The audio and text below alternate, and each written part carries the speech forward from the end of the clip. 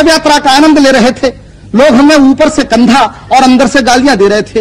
एक धीरे से बोला, पट्टा क्या भारी है।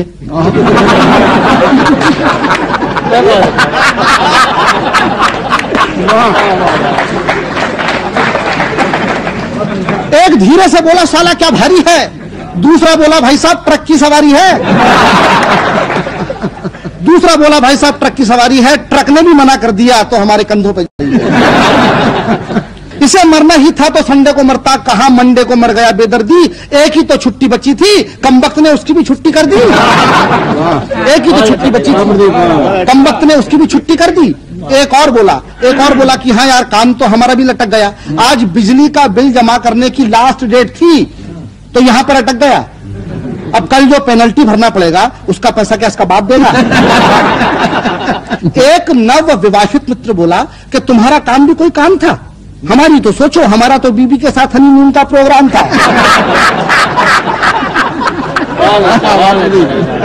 अब पहाड़ों और घाटियों का सुख छोड़ के धूप में खड़े हैं, जेब में एयर कंडीशन के बेकार पड़े हैं।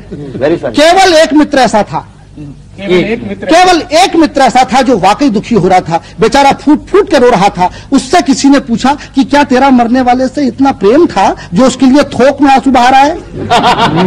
वो बोला, मरने वाले को मारो गोली भाई साहब, हमको तो अपना 100 रुपए का नोट याद आ रहा है। हमने अपने बाप से लेके दिया था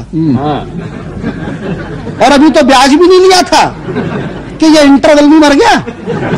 साला हमारे लिए कितना टेंशन कर गया। अब तुम हमारे बाप को नहीं जानते, इतना कंजूस है कि लोग हमको उसका बेटा ही नहीं मानते।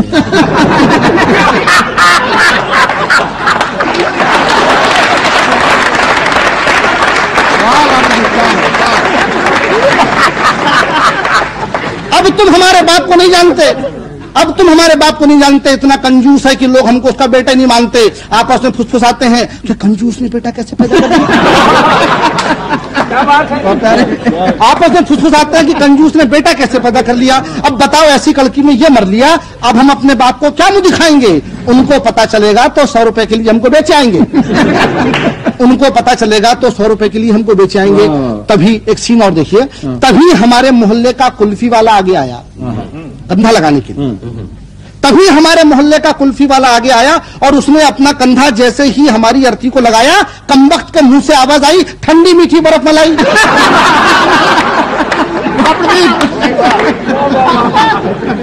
तभी हमारे मोहल्ले का कुल्फी वाला आगे आया, तभी हमारे मोहल्ले का कुल्फी वाला आगे आया और उसने अपना कंधा जैसे ही हमारी अर्थी को लगाया, कमबख्त के मुंह से आवाज आई, ठंडी मीठी बर्फ मलाई। कोई पीछे से बोला, कमाल है भाई, यहां पर भी धंधा, दुकान लगा रहा हो कि कंधा,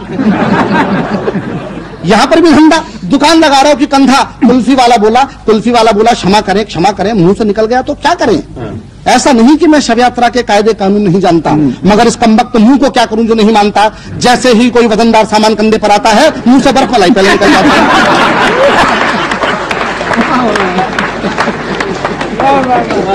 इस मुंह को क्या करूं जो नहीं मानता। जैसे ही कोई वजनदार सामान कंधे पर आता है, मुंह से बर्फ मलाई पहले निकल जाता है।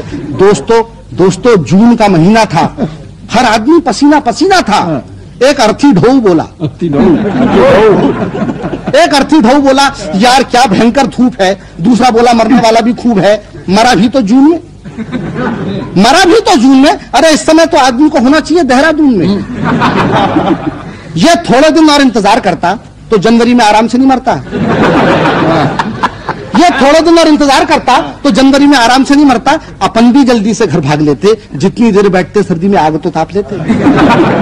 अपन भी जल्दी से घर भाग लेते,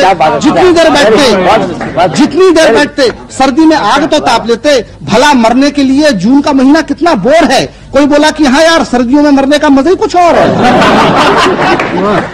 मरने के लिए जून का महीना कितना बोर है। कोई बोला कि हाँ यार सर्दियों में मरने का मजा ही कुछ और है। तभी पीछे से आवाज आई, अच्छा बड़े भाई आप तो जनवरी में ही मरेंगे।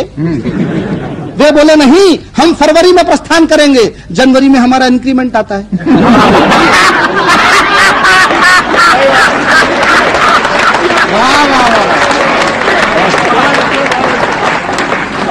अच्छा तभी पीछे से आवाज आई, तभी पीछे से आवाज आई, अच्छा बड़े भाई आप तो जनवरी में ही मरेंगे। वे बोले नहीं, हम फरवरी में प्रस्थान करेंगे, जनवरी में हमारा इंक्रीमेंट आता है। भला हिंदुस्तानी कर्मचारी भी कहीं अपनी वेतन वृद्धि छोड़ के जाता है? क्या बात। भला हिंदुस्तानी कर्मचारी भी कहीं अपनी वेतन वृद्धि छोड़ के जाता है? तभी शायद किसी को श्मशान दिखा, वो मारे प्रसन्नता के चीखा। तभी शायद किसी को श्मशान दिखा, वो मारे प्रसन्नता के चीखा कि राम नाम सत्य है। एक अधमरा बोला कि भैया दरअसल मर तो हम रहे हैं, मुर्दा तो साला अपनी जगह मस्त है।